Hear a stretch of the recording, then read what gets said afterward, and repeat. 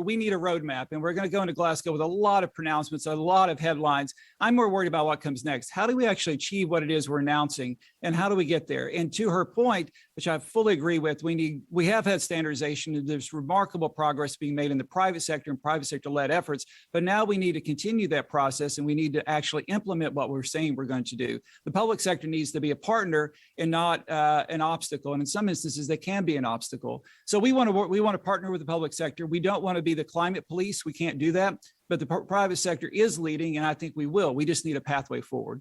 I think the point is we do need a climate police, don't we? Otherwise, it's going to be like the Wild West out there with people bending the rules left, right and centre. We know that there are organisations in the financial sector that are trying to bridge between corporations and the money raising as well.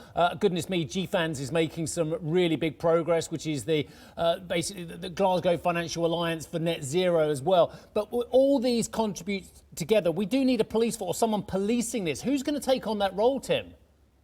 Well, it can't be the corporate sector. Let me use another analogy, and that is the pursuit of illicit finance, which is about $2 trillion every year. We have an interdiction rate of 1%, and yet we fill out volumes of forms and applications to get at AML. It doesn't work. And what we don't want to do is replicate a failed system in terms of climate. The public sector needs to be there. They need to be an active partner, and a partnership will work. Us by ourselves, a portion of the corporate sector, isn't going to do it.